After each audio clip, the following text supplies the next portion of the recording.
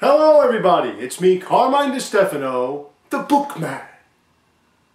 They call him the Bookman, his rants never end. He's angry and he's loud and he has a lot of friends. If you have Alyssa Milano's number, you can always send it to Carmine DeStefano, the Bookman.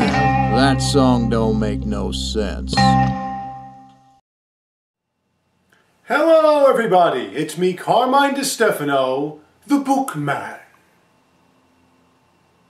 Since Hollywood had this current obsession with vampires and werewolves, an independent film company decided to come up with a different idea. How about a succubus? An ancient mythological demon that feeds on the blood and flesh of men. So in 2009, they took Amanda Seyfried and Megan Fox, two of the hottest young actresses in Hollywood, and created Jennifer's Body. Was Megan Fox naked too obvious? We'll just have to take a look at it together, shall we? Our movie opens in a female correctional facility with a bunch of bad mamma jammas, including one Anita, played by Amanda Seyfried. And the answer is...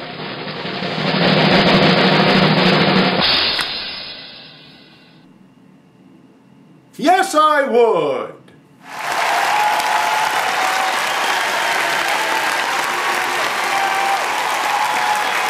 Currently, she's unruly and kicking orderlies in the face and fighting off other ones, but long before Anita, or Needy if you will... Hey, that's not too blatant, is it? Was a nerdy little recluse from a small town who was best friends with Jennifer, played by Megan Fox. No, you don't have to.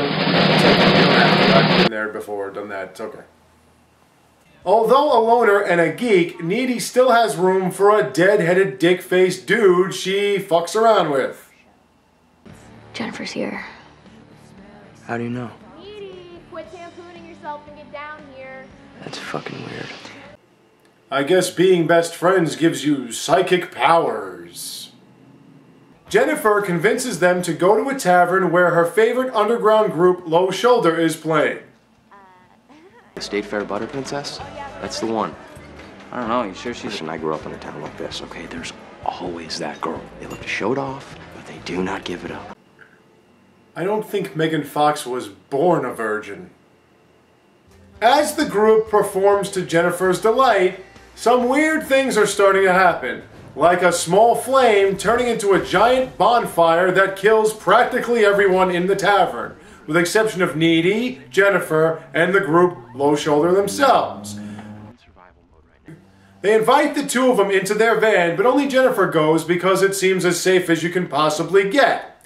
Needy goes home fearing for her friend until she sees her in her house. I still would.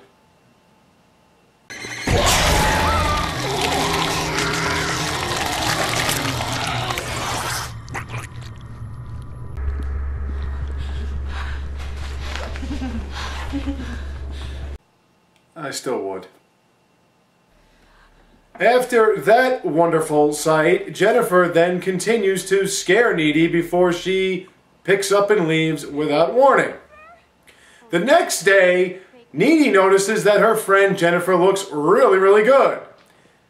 However, the school are mourning the loss of the students that went to the tavern the night before, including this young gentleman who meets up with Jennifer, and although they seem to be getting cozy, he ends up being eaten by her.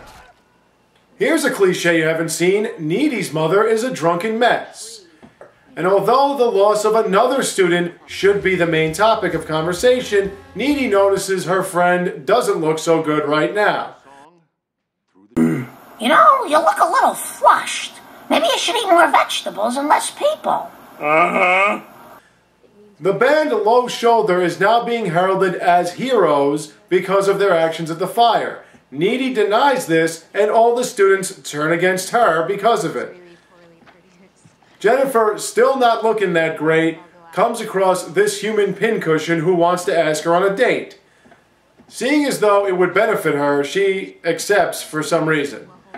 And while Needy, later that night, is getting it on with her man, Jennifer is tricking this douchebag to meet her in this abandoned house. Obviously, she's not attracted to him, so there has to be something else that makes her want to get with him. That's right, she feeds on his flesh. That ain't my brand. Huh? I like oatmeal. Feeling uneasy about her friend, Needy rushes home, only to find Jennifer in the middle of the street covered in blood.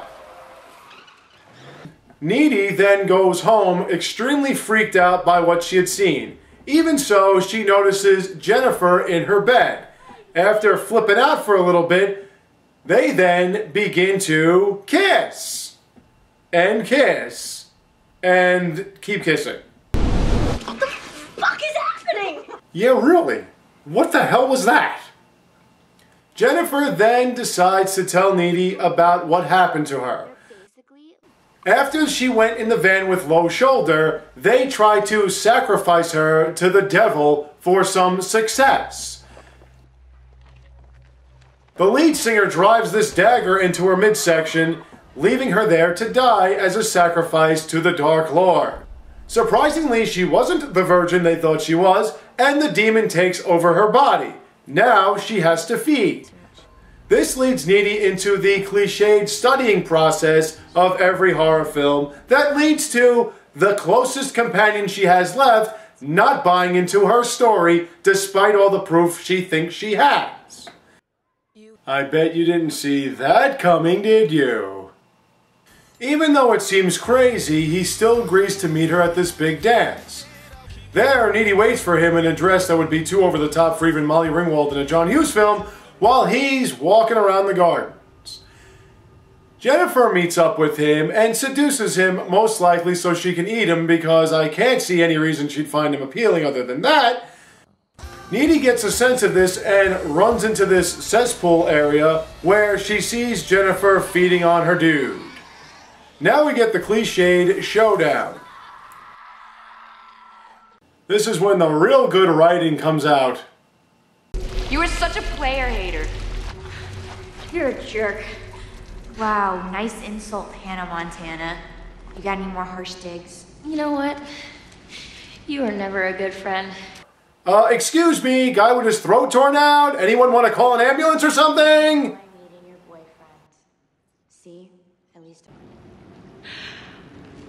I am going to eat your soul and shit it out, Nikki! Thought you only murdered boys. I go both ways. Wow, you did not just put that in a screenplay. That did not just pass through editors, producers, directors, and so forth. That line did not just get said in a fucking movie! You got a tampon? Thought I'd ask. You seem like you might be plugging. Ah! You know, writers, I've got two things to say to you. What the hell is wrong with you people? And? I'll kill you! All of you! After this clever, witty battle of wits, Jennifer runs off, leaving Needy to her dying man. I love you. Why?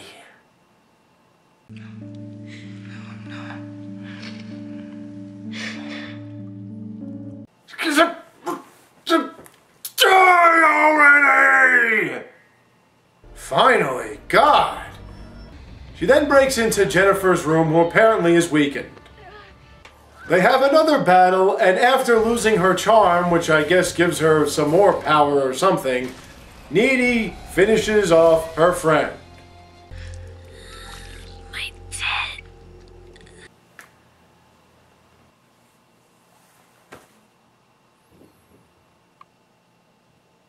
I'll let this one pass. For now. Then her mother, who apparently was nowhere to be found while her daughter was eating everybody, finds Needy on top of her slain daughter. Which is how Needy ended up where she was.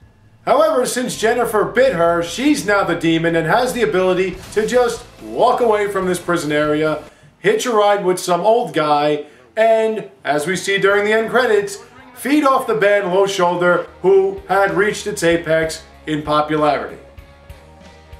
And that's pretty much it. So what did I think of this movie? Horrendous, idiotic, inane in every way, just a disgusting display of stupidity that should never be viewed by human eyes ever again.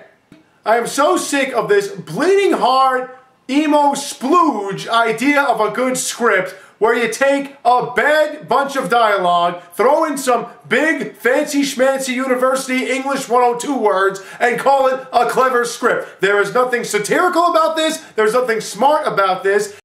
It is just a bunch of old fat perverts sitting together saying, hey, how can we make Amanda Seyfried and Megan Fox more deplorable than they are in real life? Well, we could do this movie where they make out, have sex, and there's blood and stuff. And we'll try to make it seem like it's something bigger than it is by calling it satire. It's a fraud, it's a joke, it's a sham. This movie is a complete disgrace in every facet, and how it went through all the people it needed to go through to be approved and produced and put together and have these actors and actresses perform it is beyond human comprehension.